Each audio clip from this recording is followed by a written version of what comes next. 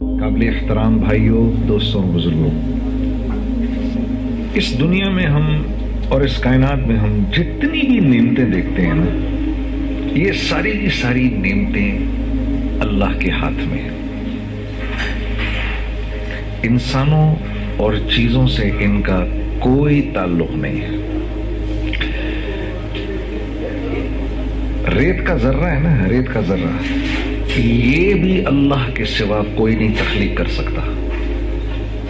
جبرائیل جیسا فرشتہ جس کا سر 7ویں آسمان پر ہے، پیر 7ویں زمین میں ہے، ریت کا ایک ذرہ بھی نہیں بنا سکتا۔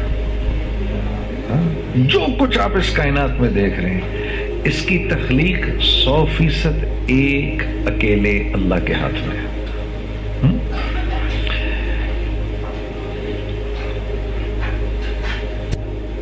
انسان دنیا میں کیوں بھیجا گیا؟ انسان کیوں؟ آپ دیکھیے، یہ آپ کا آفس ہے، آپ کے آفس میں کوئی آدمی انٹر کرتا ہے، باہری گارڈز بیٹھے ہوئے ہیں، پہلا سوال پوچھتے ہیں، بھائی آپ یہاں کیا کرنے آئے ہیں، کیا کام؟ اب اگر یہ آنے والا آدمی یہ کہے کہ مجھے آئیڈیا نہیں میں کیوں آیا ہوں یہاں پر، تو یہ آدمی سیڑھیوں سے اوپر بھی نہیں آ سکتا کہ بھائی یہ یہاں کو مذاق ہو رہا ہے، تمہیں یہ نہیں پتا تم یہاں کیوں آئے ہو؟ تو ایک آفس، ایک نارمل سا آفس، یہاں تو کوئی آدمی بغیر مقصد اور بغیر وجہ کے آ نہیں سکتا۔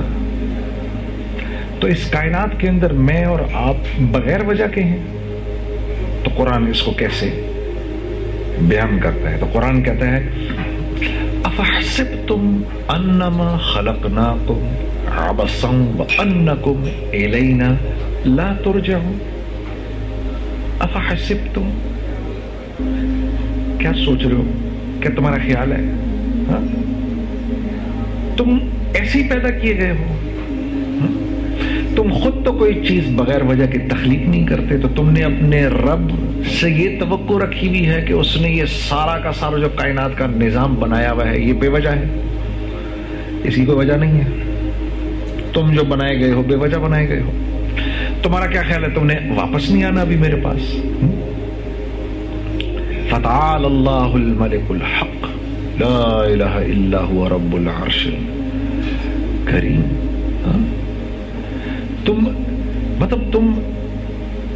تم نے اپنے رب کی جو وزڈم ہے، جو تمہارے رب کا جو کامل علم ہے، تمہارے رب کی جو کامل حکمت ہے، اس سے تمہیں یہ لگتا ہے کہ یہ تم بغیر وجہ کے بیٹھے ہو یہاں پر؟ وکاش تمہیں ایسی پیدا کر دیا گیا بغیر وجہ کے؟ تو یہ انسان کا سب سے بڑا مسئلہ ہے کہ وہ یہ سوچتا ہے اپنی علم اور اپنی سوچ سے کہ میں دنیا میں کیوں آیا ہوں۔ اور انسان کا جتنا بھی علم ہے، اس کا محور یا تو اس کی نظر ہے یا اس کی زندگی کے تجربے ہیں۔ وہ یہ اوپر تک دیکھ سکتا ہے، اس کے آگے اس کو کچھ نہیں پتا کیا ہے۔ تجربوں سے اس نے 10 باتیں سنی ہیں کہ ہم چاند پر بھی اترے اور اب ہمارے جہاز مریخ پہ جا رہے ہیں، یہ اس کی زندگی کے تجربے ہیں تو اس نے سوچ رکھے۔ جہاں انسان کی سوچ اپنے اختتام کو پہنچتی ہے، اس جگہ سے وحی کا علم شروع ہوتا ہے۔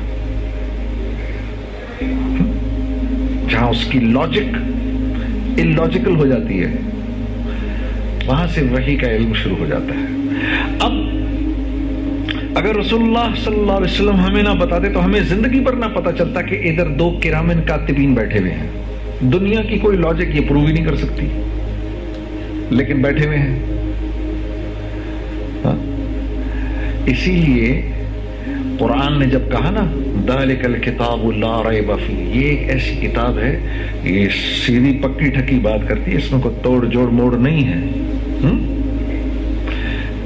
پہلی جو قرآن نے بات ماننے والوں کی صفت بتائی وہ یہ بتائی کہ یہ ہدایت دیتی ہے کن لوگوں کو؟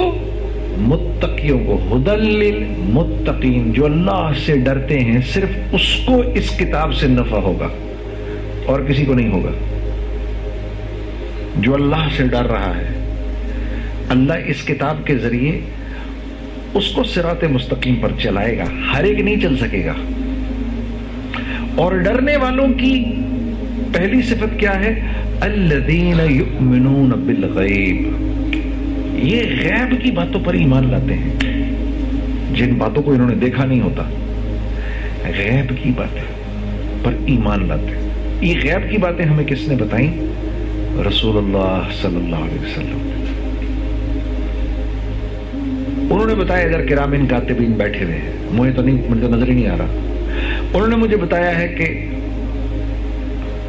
وفی السماء، مجھے ان کے ذریعے پتا چلا قرآن کہہ رہا ہے وفی السماء رزقکم وما توعدون، میرے بندو تم سے جس رزق کا وعدہ کیا گیا ہے وہ رزق دنیا میں نہیں ہے، دنیا سے اس کا کوئی تعلق نہیں، وہ آسمانوں سے آ رہا ہے. وفی السماء رزقکم وما توعدون، کہ میرے بھائی وکاس تم سے جس رزق کا اللہ فرما رہے میں نے وعدہ کیا ہے اس کا تعلق زمین، پتھر، سونا، چاندی، زراعت، کاشتکاری، سورج، چاند، ستاروں، پہاڑوں سے نہیں ہے، بلکہ یہ ہم آسمانوں سے اتارتے ہیں تمہارے لیے. لیکن مجھے تو سب کچھ یہاں سے ہوتا ہوا نظر آ رہا ہے، مجھے تو پیاس پانی سے بجھتی ہوئی نظر آ رہی ہے، اور پیٹ کھانے سے بھرتا ہوا نظر آ رہا ہے، اور اناج کے کھانے سے بھوک مٹتی ہوئی نظر آ رہی ہے. میں تو یہ دیکھ رہا ہوں کہ آنکھ دیکھ رہی ہے اور زبان بول رہی ہے اور کان سن رہے ہیں. مجھے تو یہ نظر آ رہا ہے کہ میری پیسے ہیں تو میرے کام بنیں گے، پیسے نہیں ہیں تو میرے کام نہیں بنیں گے. مجھے تو یہ نظر آ رہا ہے کہ میری یہ نوکری گئی تو میں تو تباہ و برباد ہو جاؤں گا، یہ نوکری میں چلتا رہوں گا تو ٹھیک چلتا رہوں گا، میری زندگی بنی رہے گی. مجھے تو یہ نظر آ رہا ہے نا، یہ ساری چیزیں مجھے نظر آ رہی ہیں، اس لیے میری زندگی کا ایک ایک لمحہ ان کے گرد گھوم رہا ہے، چیزوں کے گرد گھوم رہا ہے، اسباب کے گرد گھوم رہا ہے، حالانکہ یہ صرف اور صرف پیالے ہیں جن میں رزق ڈالا جاتا ہے. تو دراصل میں پیالے کی خدمت میں لگا ہوا ہوں، جو اس میں رزق ڈال رہا ہے اس سے میرا کوئی تعلق نہیں ہے. ہاں. تو جو یہ زندگی گزارے گا تھوڑے دنوں کے بعد پھر اللہ کی طرف سے اس پر حالات آنا شروع ہوں گے. یہ جتنی قومیں تباہ ہوئی تھیں یہ اپنی چیزوں میں گم ہو کے تو تباہ ہوئی تھیں. مجھے سے اقبال نے نہیں کہا کافر کی یہ پہچان کہ آکاش میں گم ہے، مومن کی یہ پہچان کہ گم اس میں ہے آکاش. آکاش میں گم ہے، دنیا میں گم ہے، یہیں سے ہوگا سب کچھ، اسی پیسے سے ہوگا. اب کیونکہ پیسے سے ہوگا تو پھر میں نے اس بات کی پرواہ نہیں کرنی کہ یہ پیسہ کیسے آئے گا میرے پاس، کیونکہ ہوگا تو پیسے سے. ہاں